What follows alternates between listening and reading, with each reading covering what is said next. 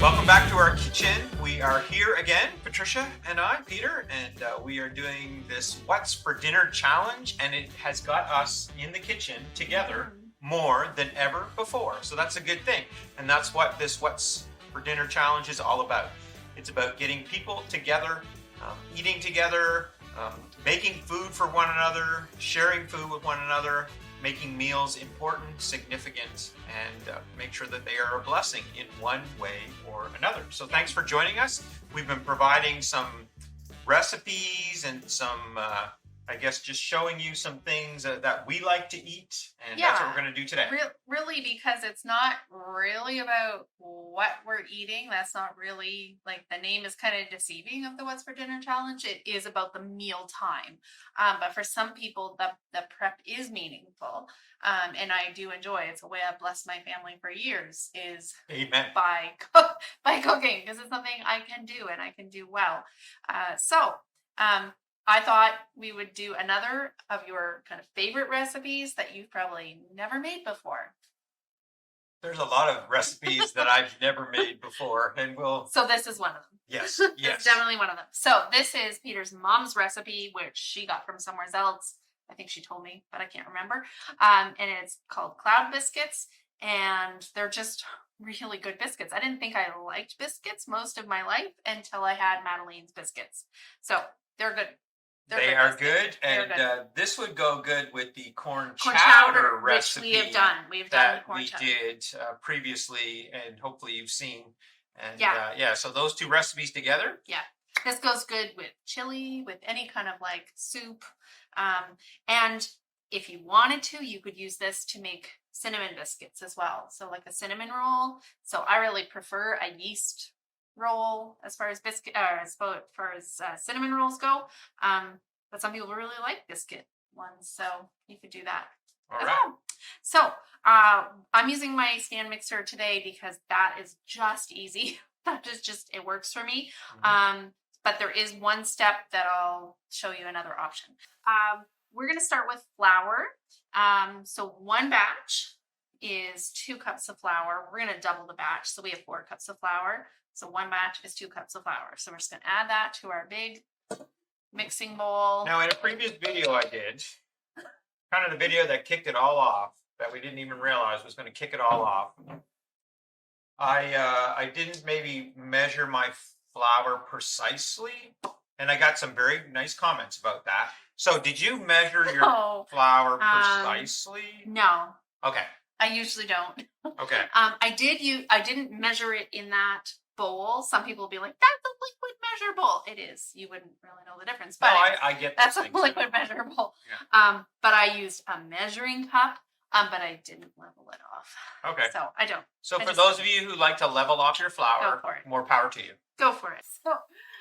So to this, we're going to add 1 tablespoon of white sugar. So I've got 2 tablespoons because that's what I need for my double batch, and 4 teaspoons of baking powder. So yes, there are 8 there, and that's baking powder, not baking soda. Yes, it's always important to get those 2 straight. Baking powder we're using today. We are using baking powder. And then salt, half a teaspoon of salt. I could really send people in a panic because the way I usually measure my salt is... Oh, yeah. And I throw it in.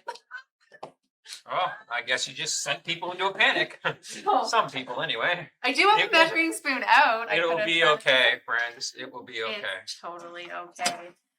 So just going to toss that together. It doesn't take a whole lot of mixing to do for that. So the next step is we're going to add our shortening. Now, the shortening you have to blend in till the whole mixture is crumbly. I have a mixer that's going to do that for me, but I want it to bring out the good old handy dandy pastry blender. Okay. Because that's what I would normally use if I didn't have my mixer. And so then you're just cutting, like you're cutting through, blending the shortening in to the flour mixture. And then we're going to do our shortening. So thought I'd also show my husband how to measure shortening, because if you buy shortening in a block like this, it's super easy because there's actually measurements on it, right? So if you've Well, ever bought somebody was shortening. thinking when they made that Yeah. box. Exactly. So Kudos we to the need- person that designed the shortening box. Shout out. So you need half a cup of shortening. And you just We're- so you just go. Yeah, then and so I just cut it. I take this out, I line this up, and I cut it where I need to, and then I unwrap it and Okay. go for it.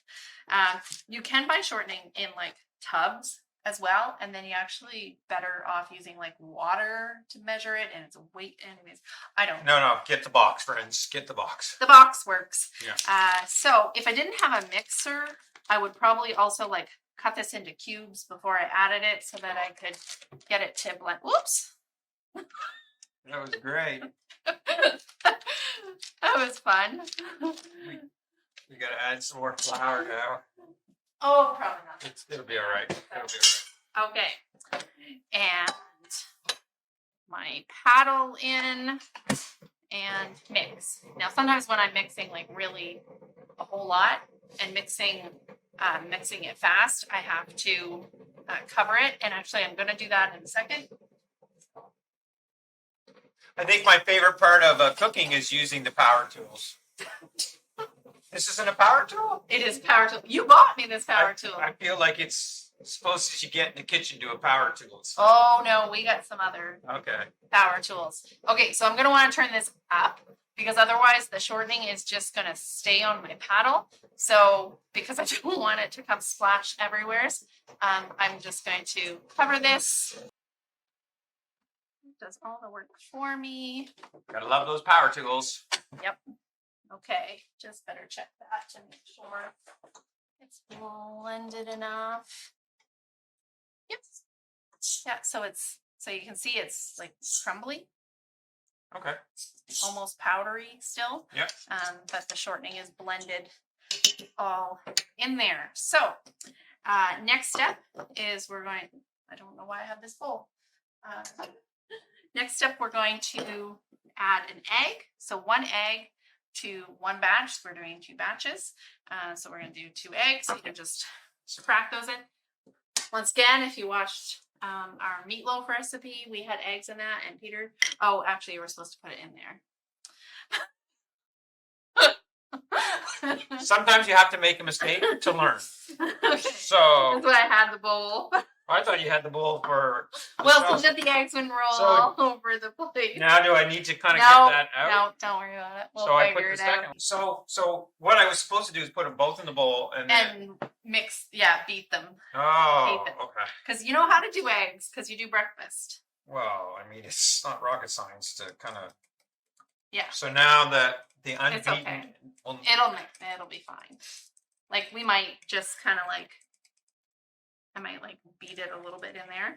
this is real, folks. This is real TV right here. We don't do edits There or we go. retakes or.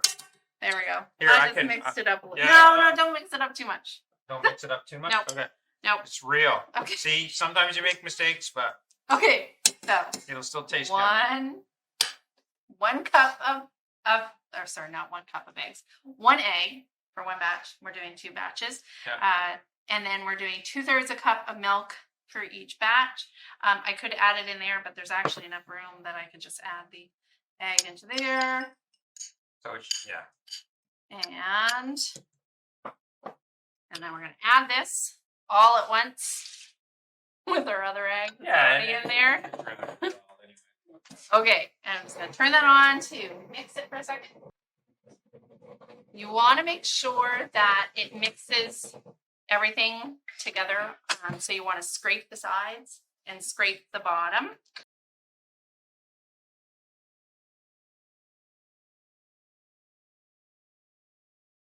Add my paddle back. You don't want to over mix biscuits. Okay. So yeah, I mean, you know, when I use the mixer Yes. to make banana bread, Yes. sometimes I do get a little mixer happy. Yeah. Yeah, So And I things, like to just listen and watch it. So biscuits, don't do that. with the biscuits. muffins. Right. It's okay for them to be kind of lumpy. Okay. Cookies, you might mix them a little bit more. Cakes, you definitely mix a whole lot more.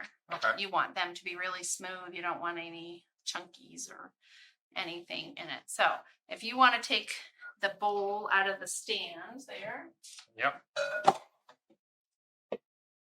actually get mixer out of the I way. can do that for you if you'd like. Yep. Out of the way. Because then we're going to roll it. So before we roll out our biscuits, we're going to knead them a little bit. I take my rings off usually for this because it's going to get a little messy. Just like you don't over mix a biscuit, you don't have to knead it for very long. Have you ever made pizza dough?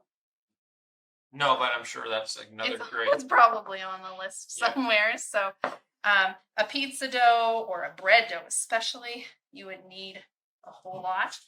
But a biscuit dough, we're just going to knead a few times. Get it all out there. This is a really small batch, even though it's a double batch. I usually do a whole lot more than this at a time.